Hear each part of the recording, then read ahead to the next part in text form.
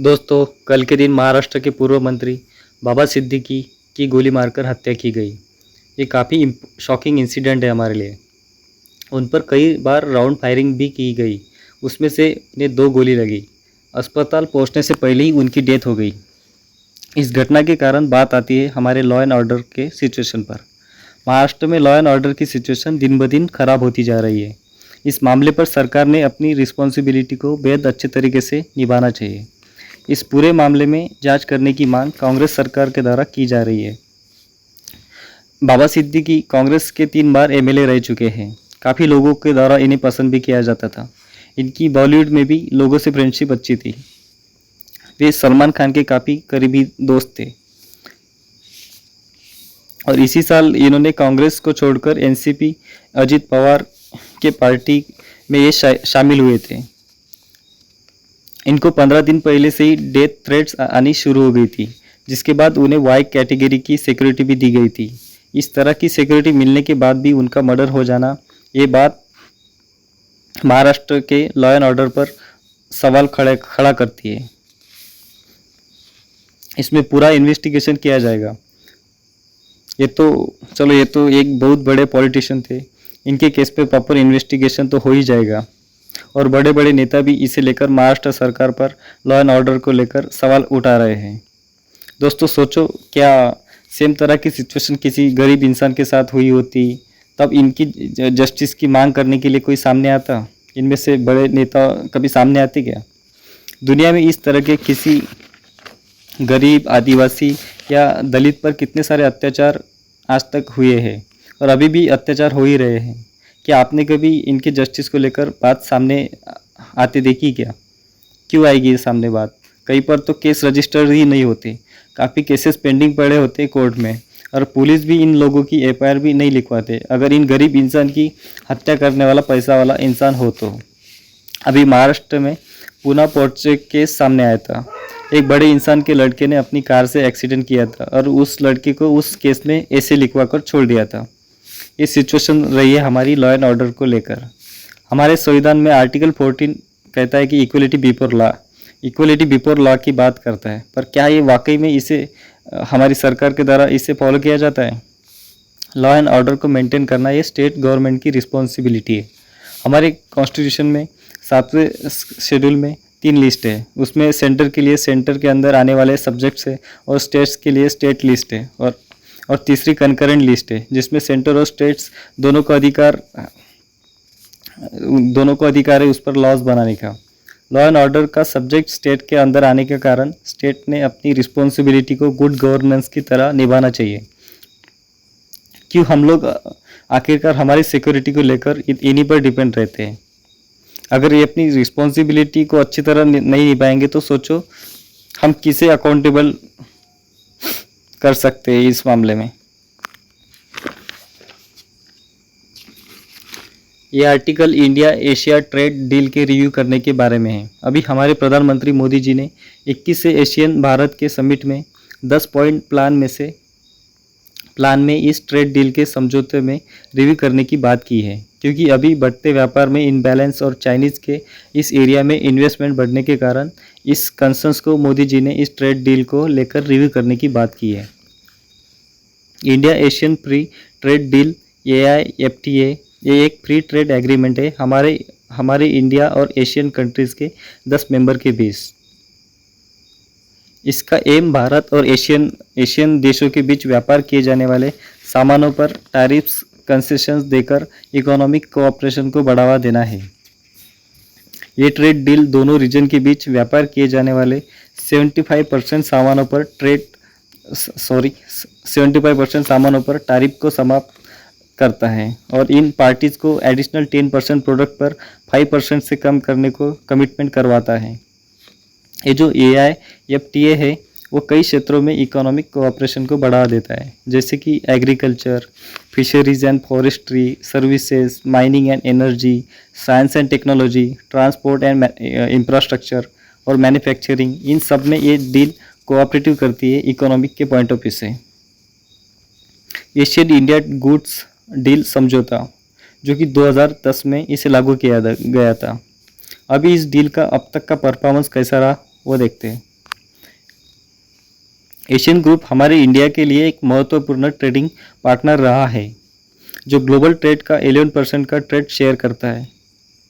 2023-24 के दौरान bilateral trade 122.67 billion US dollar पहुंच गया था। Asian India trade in goods signing के बाद एशियन के साथ भारत के व्यापार में अच्छी खासी ग्रोथ हुई है। हालांकि ट्रेड में एशियन को डिस्प्रोपोर्शनेटली बेनिफिट्स ही मिलता है। फाइनेंशियल ईयर 2009 और फाइनेंशियल ईयर 2023 के बीच दो एशियन से भारत के इंपोर्ट में 234% की ग्रोथ हुई, जबकि भारत से एक्सपोर्ट में केवल 130% की ही ग्रोथ दिखाई दी गई। इसके परिणाम स्वरूप इंडिया का ट्रेड लॉस 2011 में ये समझौता लागू होने के बाद सालाना 7.5 बिलियन यूएस डॉलर से बढ़कर 2023 में लगभग 44 बिलियन यूएस डॉलर हो गया। हमारा करंट एग्रीमेंट में बैलेंस न होने के कारण हम AIFTA का रिव्यू करना चाहते हैं, क्योंकि हमारा ऐसा मानना है कि करंट एग्रीमेंट हमारे संतुलित में नहीं है। इस एग्रीमेंट के कारण ट्रेड लॉस हो रहा है।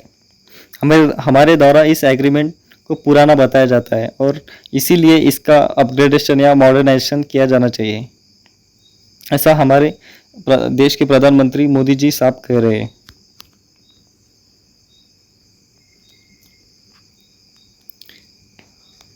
अभी हमारा नेक्स्ट आर्टिकल सोशल इश्यूज पर है। यार आप लोग वीडियो को पूरा नहीं देख रहे हैं। एक तो हमारी वीडियो पहले से ही इसका ड्यूरेशन कम रहता है। मैं चाहता हूँ कि आपको कम समय में ज़्यादा से ज़्यादा मैं इंफॉर्मेशन प्रोवाइड कर सकूँ। मेरा फोकस हमेशा क्वालिटी पर ही रहता है, ताकि क्वांटिटी पर ना। पर आपके द्वारा इस छोटी वीडियो को भी आप पूरा नहीं देखते हो, बहुत बुरा फील होता है, क्योंकि वीडियो रिकॉर्ड करने से पहले काफ़ी रिसर्च करना पड़ता है, देखना पड़ता है कि आज के दिन कौन कौन से आर्टिकल्स इंपॉर्टेंस है हमारे एग्जाम के पॉइंट ऑफ व्यू से। और वही टॉपिक पर मैं यहाँ पे डिस्कस करता हूँ। जानता हूँ कुछ आर्टिकल स्किप हो जाते हैं, बट मैं इसे अगले दिन कवर कर लेता हूँ। मैं आपको एग्ज़ाम से रिलेटेड कौन से टॉपिक से रिलेटेड क्वेश्चन आएंगे ये भी बताते चलूँगा। एनीवे, बात करते हैं अभी नेक्स्ट आर्टिकल पर। अभी हमारे द्वारा ट्रैकोमा को समाप्त कर दिया गया है। इसके साथ ही भारत ये अचीवमेंट हासिल करने वाला साउथ ईस्ट एशिया क्षेत्र का तीसरा देश बन गया है। ट्रैकोमा ब्लाइंडनेस का एक लीडिंग इन्फेक्शियस कॉज है। ये क्लाइमाइडिया ट्रैकोमेटिस के कारण होता है और ये आंखों के डायरेक्ट या इनडायरेक्ट कांटेक्ट से फैलता है, खास तौर पर यंग चिल्ड्रेन में।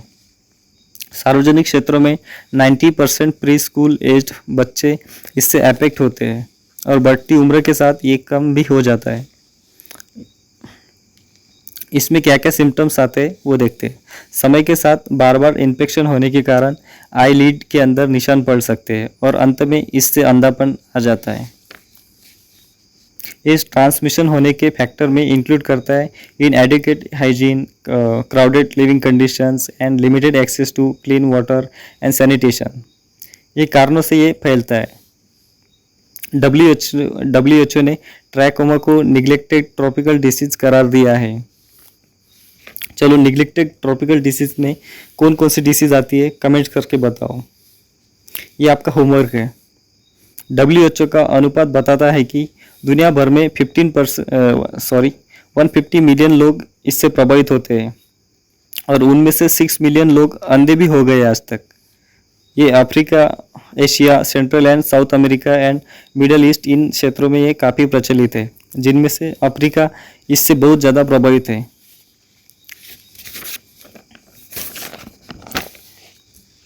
ट्रैकोमा को ख़त्म करने के लिए WHO ने सेफ स्ट्रैटेजी को बनाया है, जिसमें ट्राइकियासिस के लिए सर्जरी, बड़े पैमाने पर उपचार के लिए एजिथ्रोमाइसिन जैसे एंटीबायोटिक्स, फेस क्लीनिंग, एनवायरनमेंट में सुधार, इन सभी को सेफ स्ट्रैटेजी में WHO ने इसे इंक्लूड किया है। वर्ल्ड हेल्थ असेंबली ने ग्लोबल लेवल पर ट्रैकोमा को ख़त्म करने के लिए 2030 का टारगेट रखा था। अभी तक 20 देशों ने इसे ख़त्म किया है और इंडिया भी अभी रिसेंटली तीसरे नंबर पर आ गया है।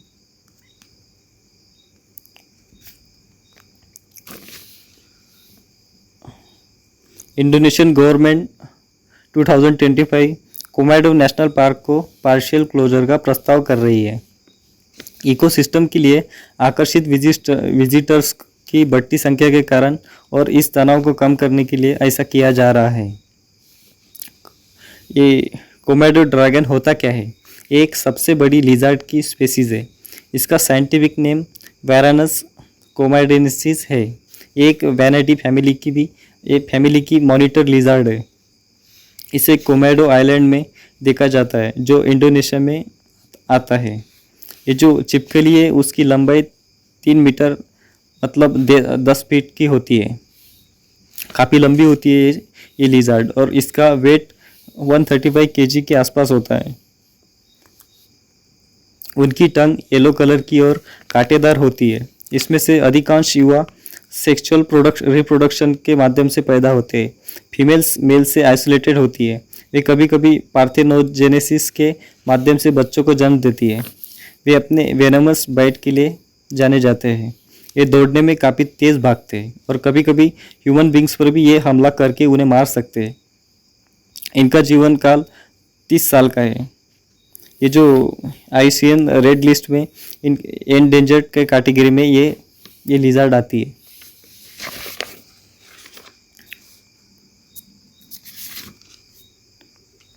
दोस्तों, आपको इस लेक्चर को देखना मुझे और इस लेक्चर कंटिन्यू करने के लिए मुझे मोटिवेशन मिलता है।